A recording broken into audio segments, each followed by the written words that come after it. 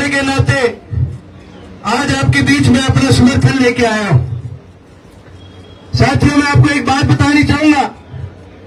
मैं तो पहले दिन से कह रहा था ये जो वीसी है फर्जी आदमी है। विधानसभा के अंदर भी भरी विधानसभा में मुख्यमंत्री सामने बैठा था मेरे। मैंने उनको ये बताने का काम करा, मैं कि तुम्हारे एचयू का जो ये वीसी है ये फर्जी अवार्ड लेके आया हुआ है, इसकी डिग्री भी नकली है, ये इसकी डॉक्टरेट भी नकली है, इस पे कार्रवाई करने का काम करो।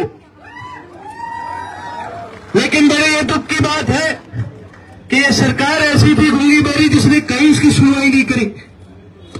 आज भी एक ऐसा नकली आदमी, आज हमें शर्म आती है कहते हुए भाई हरियाणा की सबसे प्रसिद्ध अगर कोई यूनिवर्सिटी है तो वो एचयू है। पूरे विश्व के अंदर सबसे बड़ी एग्रीकल्चर यूनिवर्सिटी के नाम से कोई जानी जाती है तो चौधरी चरण सिंह एग्रीकल्चर यूनिवर्सिटी जानी जाती है। और आज दुख इस बात का है, इस एग्रीकल्चर यूनिवर्सिटी का जो वीसी एक ऐसा आदमी है ना जिसको एग्रीकल्चर के बारे में पता है, ना जिसे बच्चों को पढ़ाने के बारे में पढ़ा है। इस इंसान को कहते हैं आत्मा मुक्त इंसान। एक ऐसा इंसान जो केवल और केवल अपनी तारीफ करवाना जानता है, जो केवल और केवल झूठी डिग्री झूठे अवार्ड दिखाना जानता है, जो केवल और केवल अपनी बुराइयों को छुपाना जानता है, ऐसे इंसान को नार्सिसिस्टिक और आत्मा मुक्त इंसान कहते हैं। साथियों, मैं तो आप सभी को यही कहना चाहूंगा कि आपकी इस लड़ाई के अंदर हम आपके साथ हैं। कहने को बहुत लोग आके आपको कह जाएंगे हम यूं कर देंगे यूं कर देंगे, लेकिन सच्ची में अगर ये आंदोलन किसी का है तो वो आपका आंदोलन है। इस आंदोलन के अंदर कोई फैसला अगर लिया जाएगा तो वो आप छात्र साथियों का फैसला होगा। इतना मैं आपको एक जरूर वादा कर सकता हूं, पहले दिन से आईएसओ का एक एक कार्यकर्ता साथी आपके साथ इस लड़ाई में है। यहां तक कि जब लठ भी बरसाए गए, उसके बाद जब हमारे छात्र साथी को हॉस्पिटल लेके जाया गया तो सबसे आगे हमारा भाई साहिलदीप कस्बा वहां खड़ा था, उसने उनकी मदद करने का काम करा। आज भी जो ये झूठी एमएलआर की रिपोर्ट है इसके खिलाफ हमने कोर्ट में जाने का काम किया है। हमने इसके खिलाफ पीआईएल डालने का काम करा है कि भी ये फर्जी रिपोर्ट कैसे बनाई गई। चाहे ये लड़ाई हमें सड़कों पर लड़नी पड़े, चाहे ये लड़ाई हमें कोर्ट में लड़नी पड़े, ये लड़ाई हर जगह लड़नी जरूरी है। लेकिन साथियों, मैं आपको ये कहना चाहूंगा ये लड़ाई आपने लड़नी।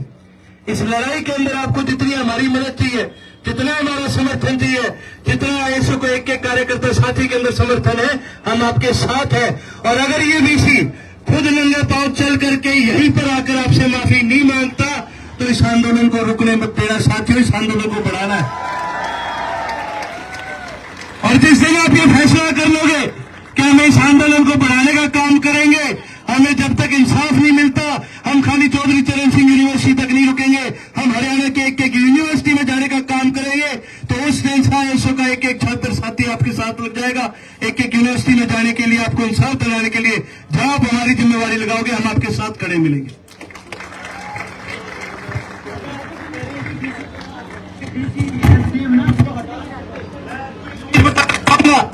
और आप इस वीसी के कानों तक भी ये लोग इस कि भाई इनकी तो सरकार है, सरकार इनका पक्ष ले लेगी।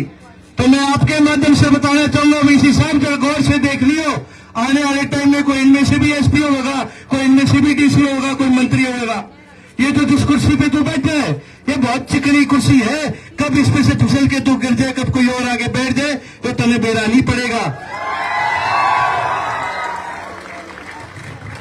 और जिस दिन तू फिसल गया फिर यो देख ले यो सारे तेरी बालक हैं, यो तन्ने वापस उठने भी नहीं देंगे। मैं तो आप सभी साथियों को यही कहना चाहूंगा, इसी माध्यम से आपको ये कहना चाहूंगा आप इस लड़ाई को जारी रखो और जहां आपको हमारी जरूरत होगी आईएसओ का एक एक छात्र साथी आपके साथ खड़ा है। आपने मुझे अपनी बात रखने का मौका दिया, मैं आप सभी को धन्यवाद कहना चाहूंगा। साथ ही साथ एक बात और कहना चाहूंगा, पहले भी विधानसभा में मैंने इस वीसी के खिलाफ, इसके गलत कर्मों के खिलाफ आवाज उठाने का काम करा है, आगे भी विधानसभा में मैं इस आवाज को उठाने का काम करूंगा। आप सभी ने मेरी बात सुनी, उसके लिए एक एक छात्र साथी को मैं धन्यवाद कहना चाहूंगा। जाने से पहले मेरा आप सभी से आग्रह, आप एक बार मेरे साथ भी